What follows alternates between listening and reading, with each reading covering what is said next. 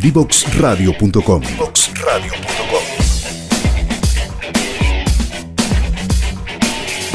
Conversaciones que simplifican lo complejo.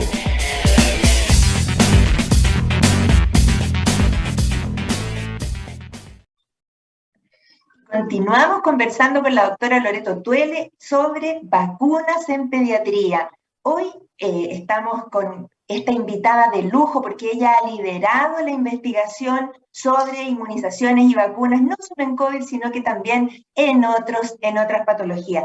Quería Loreto, cuéntanos un poquito sobre esta noticia que salió hace poco respecto a que la vacunación COVID o anti-COVID está autorizada en distintas partes para para mayores de 6 meses. Es un tremendo avance, Caro, ya que demuestra la efectividad de vacunas en ese grupo etario. Cuando se toman este tipo de decisiones por entidades regulatorias como el Instituto de Salud Pública, ellos lo que hacen es que recopilan la información de la ciencia, de las publicaciones científicas, de los productos que existen hoy en día en el mercado, como es la vacuna Pfizer, la vacuna Moderna y en este caso CoronaVac, y deciden que esta vacuna es lo suficientemente efectiva y segura para grupos etarios desde ese entonces. Entonces, países en Latinoamérica ya han empezado a vacunar, así como Norteamérica también desde los 6 meses, y es probablemente hacia donde queremos apuntar nosotros.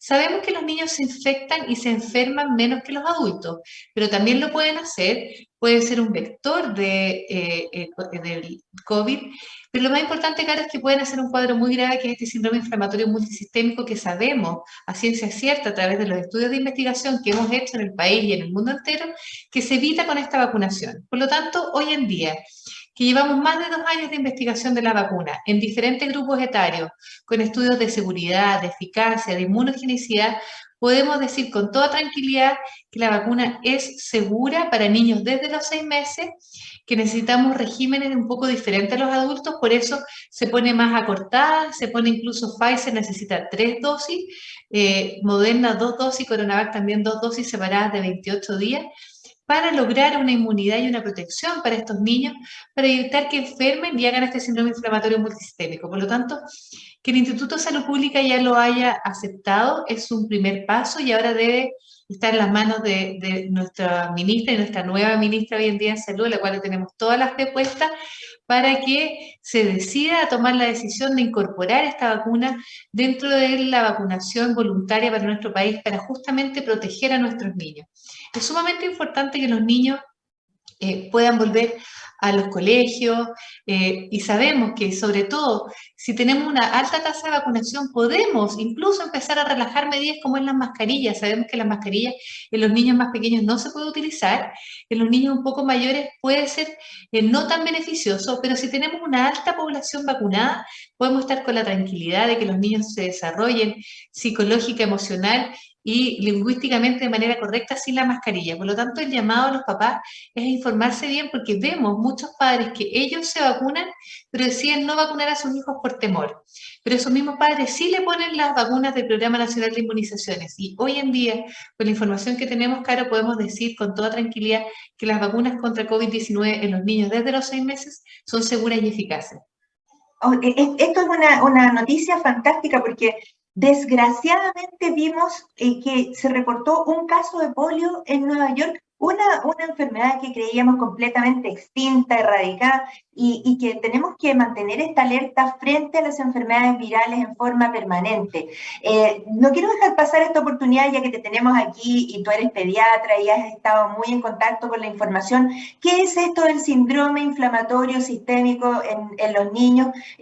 ¿A cuántas personas ha afectado y cuáles son los síntomas para que se mantenga la alerta en las mamás, en los papás? Claro que sí, el síndrome inflamatorio multisistémico, Caro, es una enfermedad que se genera por la infección por COVID, que genera un estado inflamatorio en el cuerpo entero de los niños, generando fiebre, decaimiento, una urticaria en el cuerpo, compromiso neurológico, que puede ser desde cefalea hasta convulsiones, compromiso cardíaco, compromiso digestivo, por lo tanto, muchos órganos involucrados que necesita ser tratado en unidades de cuidados intensivos, que tiene un porcentaje que puede llegar hasta un 3% de mortalidad si no es diagnosticado a tiempo y tratado.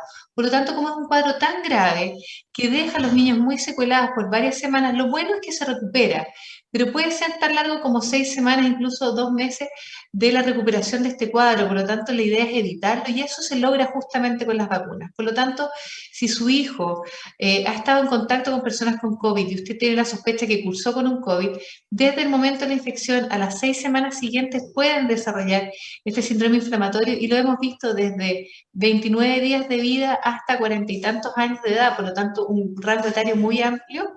Sabemos que se da más en los niños, pero puede ser muy secuelante, por lo tanto el llamado es a evitar estos cuadros a través de la vacunación y si su hijo presenta compromiso multisistémico, es decir, usted lo nota que tiene este rash, tiene fiebre, mucho dolor de cabeza, vómito o diarrea y ha tenido el antecedente de haber tenido COVID o haber estado con personas con COVID, usted debe consultar para poder hacer el diagnóstico y descartar esta enfermedad. Claro, y en esto no confundir, una cosa es el síndrome inflamatorio que acaba de describir la doctora Tuele, y otra cosa distinta es el COVID prolongado, que va a afectar en estricta teoría al 10% de las personas que han tenido COVID. O sea que si nosotros tenemos en Chile ya casi 4 millones de personas recuperadas de un primer episodio de COVID, tenemos que ser capaces de entender que hay 400.000 personas que pudieran tener alguna manifestación de cronicidad, que significa, y aquí me salgo un poco el tema, pero también tengo que pasar el aviso en los adultos, que significa que una persona joven se cansa al subir un piso, que no debería ser así, ¿no es cierto?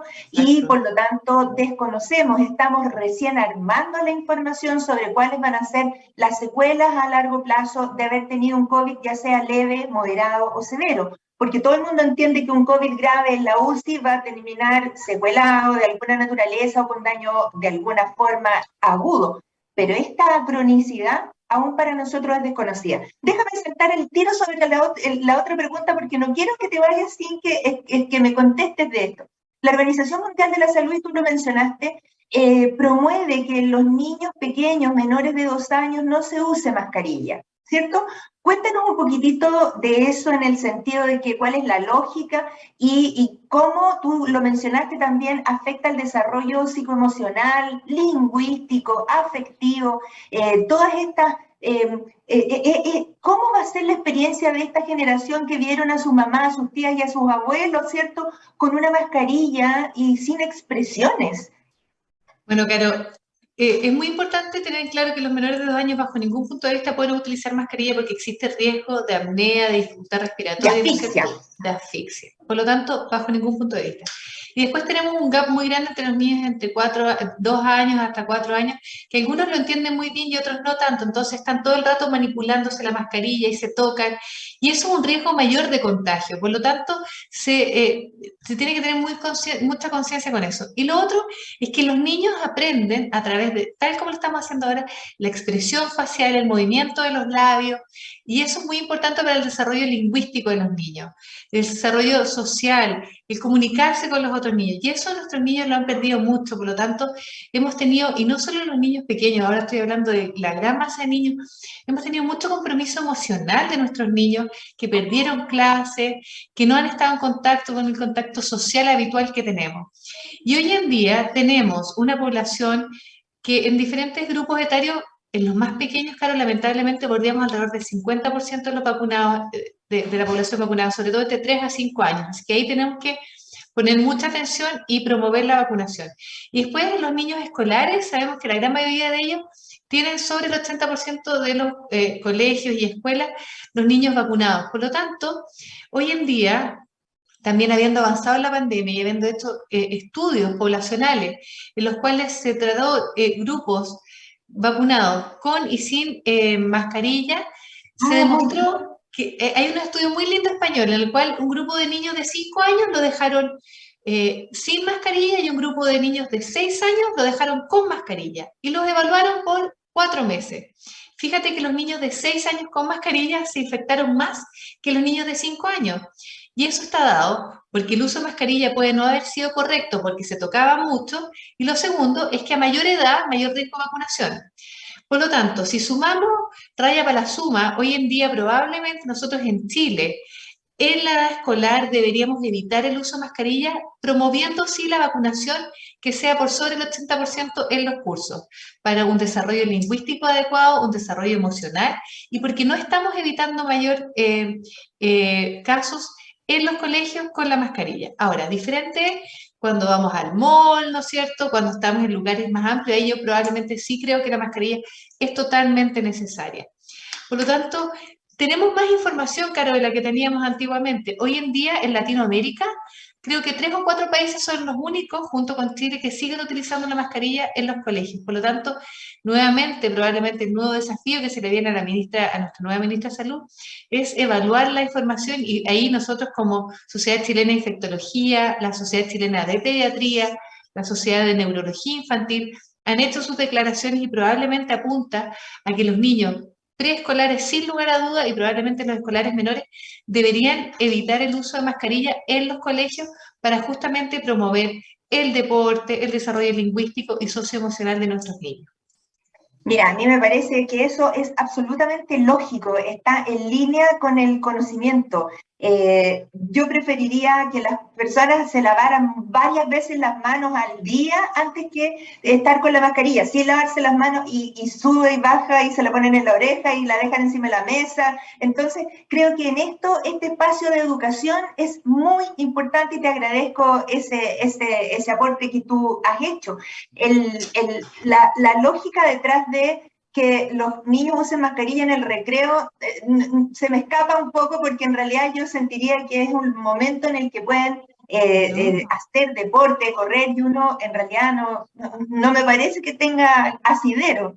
No, yo estoy totalmente de acuerdo contigo. Yo sí creo que si, por ejemplo, ese niño se transporta en transporte público con muchas más personas, Ahí una sí. micro, probablemente sí, pero podría llegar a su colegio, sacarse la mascarilla, hacer toda su clase, correr, jugar, hacer básquetbol, lo que quiera, y después lavarse las manos, ponerse su mascarilla limpia y volverse a la casa. Claro que sí, eso probablemente es a lo que apunta, pero eso va de la mano también con un buen porcentaje de vacunación, Caro, y insisto, entre los 3 y los 5 años todavía tenemos un gap pendiente de muchos niños que no han recibido su dosis de refuerzo o que incluso no se han vacunado, y es hacia allá donde queremos apuntar, porque insisto, no se enferman tanto, no es tan grave, pero sí pueden hacer cuadros y son personas que pueden ser vectores para la infección, y por lo demás son seres que tienen el derecho a estar protegidos, Claro, simplemente así. claro. ¿Y cómo crees tú hacia dónde tiene que ir la investigación en Chile hoy en pediatría, cierto? ¿Hacia dónde dirigirías tú los esfuerzos, los recursos para investigar? Yo creo, claro, que hoy en día tenemos un programa nacional de inmunizaciones que es bueno, pero se puede mejorar. Todavía Ya. nos faltan algunas vacunas para que sean incorporadas. ¿Cuál? Tenemos que hablar primero que nada si la vacuna de COVID va a ser obligatoria o no. Así como Para nosotros sabemos que empezar, claro. ¿no es cierto?, la vacuna de influenza es obligatoria en ciertos grupos etarios, ¿no es cierto?, en las embarazadas, en los niños hasta quinto básico, en los mayores de 65 años. Bueno, tenemos que ponernos en esta misma discusión respecto a la vacuna del COVID para las personas más inmunosuprimidas, etcétera. Segundo, nos falta vacuna contra rotavirus, así que felices de ser parte de un estudio que se viene ahora en Chile para evitar esta diarrea que produce ausentismo escolar y falta de los padres al trabajo por diarrea severa por rotavirus. Por lo tanto, la investigación en rotavirus e incluir esa vacuna sería un gran avance. Vacuna de meningococo. Meningococo es una bacteria que produce meningitis y que pese a que tiene una endemia baja, es decir, vemos pocos casos al año, el 30% de los niños tiene posibilidad, una letalidad de alrededor del 10%, y hasta secuelas de hasta un 35% que van en directa relación con sorderas, problemas neurológicos. Por lo tanto, en esta enfermedad que es de difícil diagnóstico, los esfuerzos deben estar enfocados a prevenirlo desde los 2 meses de edad. Hoy en día tenemos esa vacuna acá en el Programa Nacional de Inmunizaciones, pero está al año de vida y tenemos que probablemente ponerla desde los 2 meses de edad. Y lo otro que tenemos muy pendiente es neumococo en los adultos mayores, probablemente ocupar una vacuna conjugada de mejor calidad que les dé mayor protección. Por lo tanto, en el mundo hoy en día, tú bien lo sabes como broncopulmonar, existe vacuna conjugada 15 valente, 20 valente, y hacia allá tenemos que enfocar los estudios de estas vacunas para proteger tanto a nuestros niños como a nuestros adultos mayores de bacterias y virus que producen enfermedad. Y algo que tú mencionaste, Caro, muy importante. Fíjate que con la pandemia el mundo entero, los niños bajaron hasta 10 puntos la tasa de vacunación. Es decir, en Chile, nuestros niños tenían una tasa de vacunación del 90%. El 90% de nuestros niños estaban vacunados con el Programa Nacional de Inmunización. Y eso bajó cercano a 80% con la pandemia. Por lo tanto, tenemos un deber de poner al día a nuestros niños con las vacunas, idealmente protegerlos contra todo lo que podamos, influenza, COVID. Por lo tanto, en la promoción de vacunas va apuntado justamente a evitar secuelas, mortalidad, y para eso existe la investigación, y por lo tanto es muy importante que sigamos desarrollando investigación en esos puntos para darle la seguridad a nuestra población de que las vacunas que estamos utilizando son seguras y eficaces.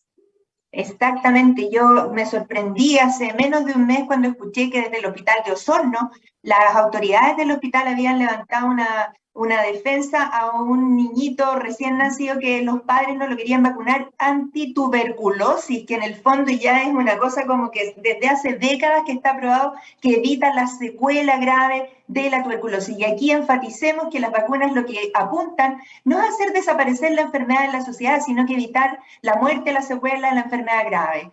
Querida Loreto, mira cómo se nos pasó el tiempo volando. Te tengo que agradecer estos minutos en el que tú tan generosamente nos colaboras para difundir el conocimiento. Yo estoy muy agradecida de tu trabajo en nombre de todas las personas, las mamás, los niños que se han beneficiado de tu linda investigación, de tu resiliencia a los problemas, de cómo has liderado este grupo fantástico.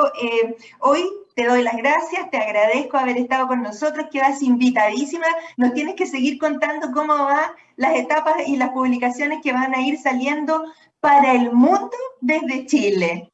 Claro que sí, Caro. Muchas gracias a ti, gracias por la invitación y gracias a ti por esta tremenda labor que haces educativa de salud, así que un beso grande para ti y cuando quieras estamos en contacto. Gracias, Loreto, te despido a ti y nos quedamos con los auditores para cerrar este lindo programa. Conoce toda nuestra programación en www.divoxradio.com. Chao, Caro, gracias.